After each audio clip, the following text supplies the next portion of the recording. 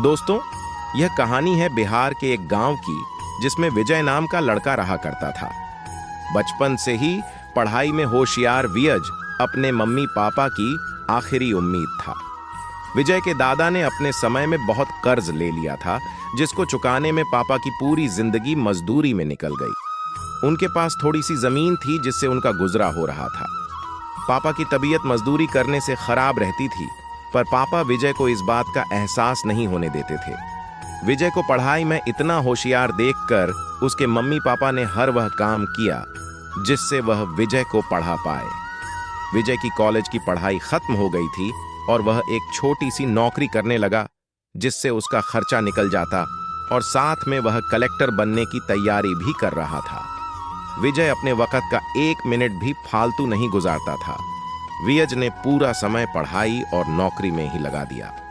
विजय के पापा को यह पता था कि वह कलेक्टर बनना चाहता है, इसलिए घर की हालत बहुत ज्यादा खराब होने पर भी उन्होंने विजय से कभी इस बात का जिक्र नहीं किया और न उसको अच्छी नौकरी करने के लिए कहा।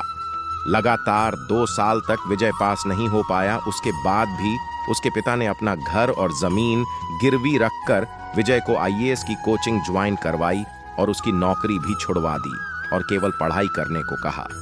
विजय के पापा हमेशा उससे कहा करते, बेटा खेत और घर दोबारा आ जाएंगे, पर कलेक्टर दोबारा नहीं बन सकते। आज पूरे साल पढ़ाई करने के बाद विजय का रिजल्ट आ गया, जिसमें वह अच्छे नंबरों से निकल गया था। आज उसके पिता से ज्यादा खुश कोई नहीं था। ऐसा लग रहा था जैसे विजय का सपना पूरा होने वाला है, पर भगवान को कुछ और ही मंजूर था। विजय का कल इंटरव्यू था और सुबह से उसके पापा की तबीयत खराब थी। विजय के पापा उसकी मां से बार बार कह रहे थे कि विजय को मत बताना, और उस दिन देर रात उनकी मौत हो गई। अब एक मां जिसकी गोद में उसका पति गुजर गया और वह अपने दर्द को भुलाकर अपने बेटे की जिंदगी के बारे में सोच रही थी। मां ने पड़ोसियों तक को इस बात का एहसास नहीं होने दिया कि उसका पति अब नहीं रहा। पूरी रात ऐसे रोई की आवाज भी न निकले, और सुबह विजय जब इंटरव्यू देने जाने लगा तब मां और पापा के आशीर्वाद के लिए उसने मां को कॉल किया। मां ने पूरी हिम्मत लगा दी अपना सच छुपाने के लिए और विजय को आशीर्वाद दिया। और जब विजय ने पापा से बात करने को कहा तो मां बोली, पापा अब तुमसे बात नहीं करेंगे, वह कलेक्टर से बात करेंगे। इतनी बात करके मां ने फोन रख दिया। विजय का जब इंटरव्यू हो गया तब उसे बताया गया कि उसके पिता की तबीयत खराब है, उसको तुरंत घर जाना है। विजय को एक पल नहीं लगा अपने पिता की हालत समझने में।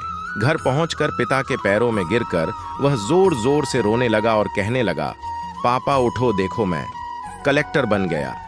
आज उसके पिता को वह खुशी मिली थी जिसका उनको वर्षों से इंतजार था, पर आज वह इस दुनिया में नहीं थे। भगवान विजय के पिता की जिंदगी में सुख लिखना ही भूल गए थे। पहले वह अपने पिता के कर्ज में जिंदगी भर मजदूरी करते रहे और फिर बेटे के सपनों में फिर घर और जमीन गिरवी रखनी पड़ी। वह जिंदगी में कर्ज लेकर आए और कर्ज लेकर चले गए। विजय के पिता को भले ही जिंदगी में कुछ हासिल न हुआ हो, पर वह अपने लड़के को इस काबिल बना गए कि वह अपनी 7 पुश्तों को बैठे बैठे खिला पाए। विजय की मां ने जो उस रात किया, जिसको करने का जज्बा बहुत कम लोगों में होता है। जब विजय कलेक्टर बनकर घर आया तब मां ने विजय से कहा, बेटा तुम आज इतने बड़े बन गए हो कि हाजरों गरीबों का भला कर सकते हो। जब भी तुम्हारे सामने कोई गरीब मदद मांगने आए तो अपने पिता और मेरे बारे में सोचना। मैं तुम्हारे बराबर पढ़ी लिखी और समझदार तो नहीं हूं, पर इतना जरूर जानती हूं गरीब आदमी की बहुत मजबूरी होती है। तुम कभी किसी का बुरा मत करना। शिक्षा।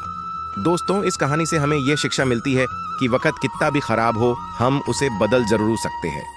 माँ और बाप के एहसानों को हम कभी नहीं उतार सकते हैं, पर हम अपने कर्मों से उनकी इच्छा जरूर पूरी कर सकते हैं। यह इमोशनल सैड स्टोरी सच्चाई पर आधारित है। इमोशनल सैड स्टोरी पी में आपने पढ़ा कि कैसे विजय के पिता का जीवन लग गया उसे कलेक्टर बनाने में।